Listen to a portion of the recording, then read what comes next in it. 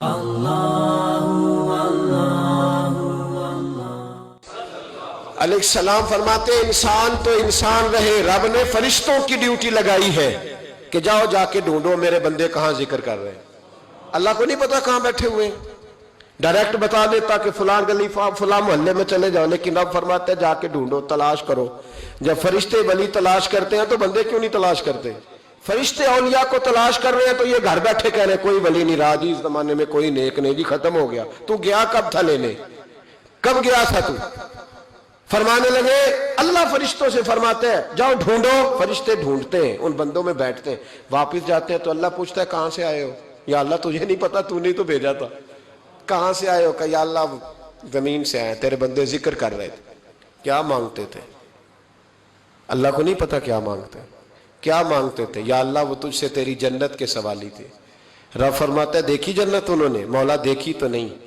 فرمایا اگر دیکھ لیتے تو یا اللہ اور نمازیں پڑھتے اور تیرا ذکر کرتے۔ فرمایا پھر گواہ ہو جاؤ میں نے سب کو جنت عطا کر دیے۔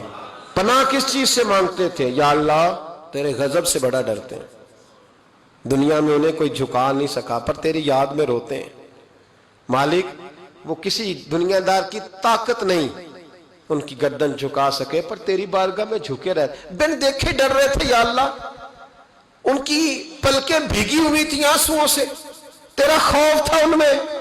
تو رب کریم فرماتے انہوں نے میری دوزخ دیکھی ہے؟ یا اللہ نہیں۔ فرمایا دیکھ لیتے تو اور ڈرتے۔ فرمایا جاؤ گواہ ہو جاؤ میں نے سب کو جہنم سے آزاد کر دیا ہے۔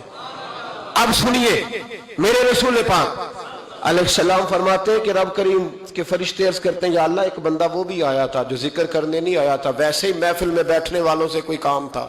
ہم جب نسبت کا لفظ بولتے ہیں تو بہت سارے لوگ پریشان ہو جاتے ہیں کہ نسبت کا بھی فائدہ ہوتا ہے، بندہ عمل نہ بھی کرے تو اللہ والوں کی صرف نسبت بھی، لوگ سنو صرف نسبت کا فائدہ، فقط نسبت کا، فقط پیار کرنے کا فائدہ۔ صحیح بخاری صحیح مسلم۔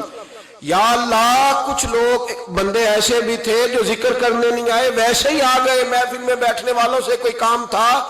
محبوب فرماتے ہیں اللہ فرمانے لگا ذکر والوں کے پاس بیٹھنے والا بھی بدبخت نہیں رہتا، تم گواہ ہو جاؤ جو ویسے ہی آیا تھا میں نے ویسے ہی بخشش کر دی۔